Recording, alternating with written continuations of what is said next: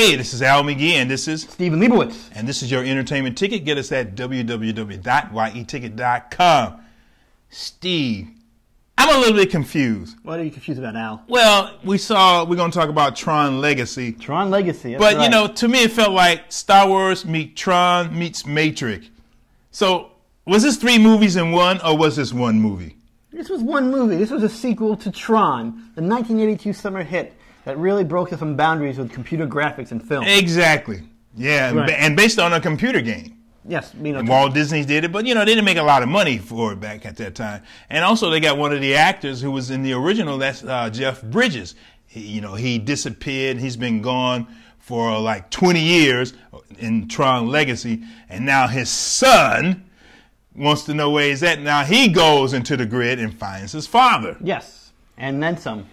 Yeah, but the original, I was a small fan of the original, but this got me interested. I started when I was 12, so I was a little older. And at 12 years old, Tron was the bomb. I was like, oh. Yeah, hey, right. It was a life cycle and everything. And I spent a lot of money on those video games myself. Oh yeah, So and that's and they bring back all the things we saw before. The light cycles, of course, are back, and now, of course, now they're back in the 21st century, so they look much better. Oh yeah, much better. They are, in the 3D, and that's, this thing has some really great action sequences with the light cycles, from flying things with fighting with the discs. Yeah, but also they had the lightsabers too, and some other things like that. Disney spent $170 million on this film. And also, you can see it. This is really a slick, shimmering entertainment. Like, even in the beginning, when they showed the Disney title with the castle, but the castle was in 3D and 21st century. Man, I sat there with my mouth on, that's amazing. Me too. Then I took my 3D glasses off, because it's very interesting. We get a little message in the beginning saying not everything was shot in 3D. But you keep your 3D glasses on. And actually, the only thing that's in 3D is when we're in the Tron world, the computer world, the grid world, which, of course, in most of the movie takes place. But I realized, hey, when they're in the real world, I can take my glasses off. Exactly. You can, too, if you don't like wearing those glasses all the time. Yeah, exactly. Yeah. But, and that was the biggest, this thing, to me, is a shoo-in for the Oscars for Best Visual Effects. No doubt about it. I got to agree with you. Case closed. Yes. And it's it's not just all the things with all the the light cycles and the vehicles we see in this movie. It's Jeff Bridges himself, because they get this Jeff Bridges looking like he did in 1982. Yeah, man. He basically, you get to see young Jeff Bridges again, and believe me, they didn't go back. They didn't film these sequences back in '82 to making the sequel for years later. They filmed. Can somebody tell me what the?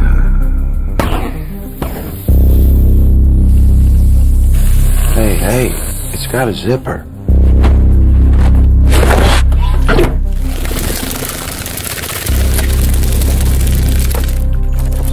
Attention program.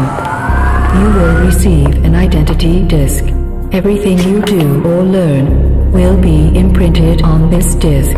If you lose your disc or fail to follow commands, you will be subject to immediate de-resolution. Mirroring complete. Disc activated and synchronized. Proceed to games. Games?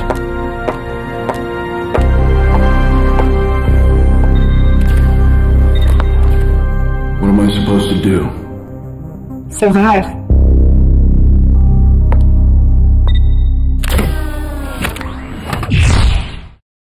So, Al, like I said, you want to get a great facelift. Go to Disney. Man, because they got that younger Jeff Bridges. Also, he added his voice to that animated character, or an avatar in the computer world. Right. That's what we call it, an avatar. And man, it looks good and sounded good and moved like a real human. I was saying to myself, wait a minute. Is that someone in a suit?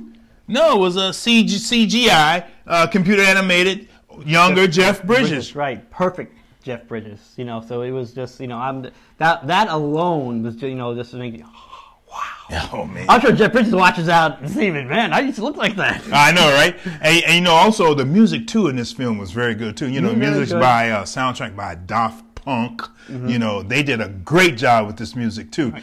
Now, what about the storyline? You know, in the middle, I thought the storyline got a little bit weak. And also, again, the reason I kind of say a little bit like Matrix, you remember in Matrix, especially 2 and 3, they had to do a lot of explaining. And that's what they did in this film too, in the middle of the film, a lot of explaining. What happened, why here, there is a lot the of grid talking, and things like that. There is a lot of talking, and a rule in film generally is show, don't tell, because you're working in a visual medium. Yeah. And, you know, and Tron is a movie where you really want to show, not tell. And I'm with you, Alan. I mean, like I said, I love the action sequences. But the scenes, you know, in between the action sequences sometimes where, you know, while it's fun to see the world, you're sort of sitting around waiting for the next action sequence to happen. Yeah, exactly.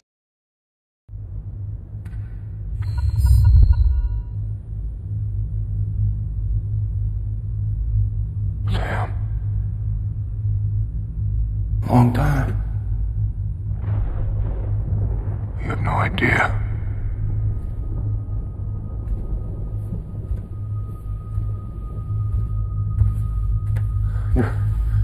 You're here. You're here. I'm here.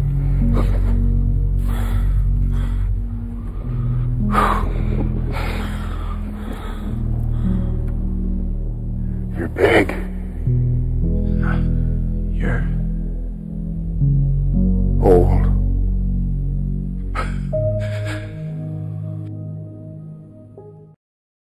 Now, what do you think of Garrett Hedlund? I mean, he played Jeff Bridges' son, and, you know, he's a pretty good actor. I kind of enjoyed him, and he really, when he had to shift from being a sneaky little punk to a real man in the film, I thought he did a good transition. He did a good job. He was fine in the movie. You know, I mean, you know, with this movie, I said best visual effects. I don't think you're going to see any Oscar acting awards come from it. But no, he was fine as a son.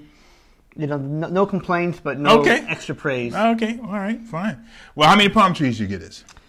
I'm getting a 3.5 palm trees, Al, just above average. Just a little bit above average. I love the action sequences, but I said, I love the action sequences. The movie's worth seeing, certainly worth seeing in 3D. But when I was sitting around waiting for those action sequences to happen, I'm just waiting for those action sequences to happen. Well, I'm going to give it 4 palm trees. Okay. The reason for that is because it covered the type of genre that I like, the Star Wars genre, the Matrix genre. I really like that science fiction, and it's really got into a live science fictional type of talk when they was talking about that and the grid and trying to explain it and the computer world and everything like that.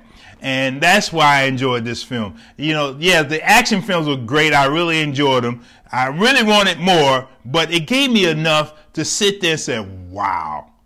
I can't wait to see the 3rd installment of Tron. And they did set it up like that, didn't they? Yes, hopefully this won't take 28 more years. Oh, please don't take 28 more years. Take another 12 months. Well, I'll take a little longer than that, because 12 months, but we might look like crap. But let's get. Oh yeah, true. Somewhere between 12 months and 28 years. Let's get another Tron movie in there. That's right. Well, I'm Al McGee. Stephen Leibowitz. And this is your entertainment ticket. Get us at www.yeticket.com. Keep watching us every day.